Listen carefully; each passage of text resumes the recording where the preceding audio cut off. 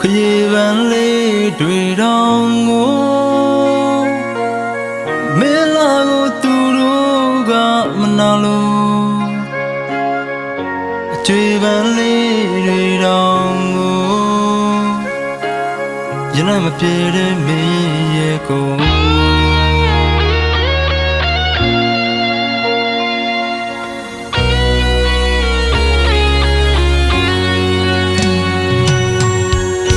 ရေပန်းလေးတွေ့တော့ငိုမင်းလာကိုသူတို့ကမနာလို့အကျွေးပန်းလေးတွေ့တော့ငိုရင်လည်းမပြေတဲ့မင်းရဲ့ကိုတပတ်ရှုကေတာထုံးကဘဝချမ်းမင်းမဲ့ပြုံးမျက်နှာချိုးအတီတရားရင်းနဲ့ဖြတ်တန်းလို့ရင်ဘယ်လွမ်းပင်မဲ့တိတ်ခမပြေကျဉ်းလွမ်းပင်မဲ့မွေးနေတော့ပဲကြွတဲ့ချောင်းချောင်းတမိုးထားတဲ့ပန်းကလေးရဲ့ညီမခရဲဆိုတာဟာလေသဘောအတိုင်းမပဲ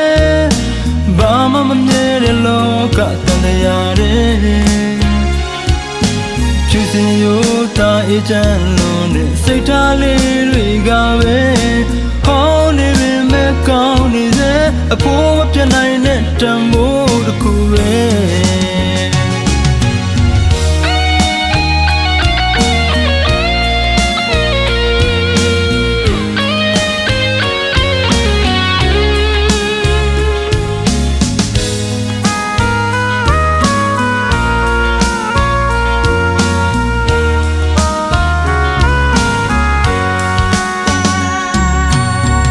ခရီးပန်းလေးတွေ့တော့ငိုမင်းလာကိုသူတို့ကမနာလို့အကျွေးပန်းလေးတွေ့တော့ငိုရင်လည်းမပြေတဲ့မင်းရဲ့ကိုတပတ်ရှုကေတာထုံးကဘဝချမ်းမင်းမဲ့ပြုံးမျက်နှာချိုးအတီတရားရင်းနဲ့ဖြတ်တန်းလို့ရင်ဘယ်လွမ်းပင်မဲ့တိတ်ခမပြေကျဉ်းလွမ်းပင်မဲ့မွေးနေတော့ပဲကြွတဲ့ချောင်းချောင်းတမိုးထားတဲ့ပန်းကလေးရဲ့ညီမခရဲဆိုတာဟာလေသဘောအတိုင်းမပဲဘာမှမမြဲတဲ့လောကတန်တရားတဲ့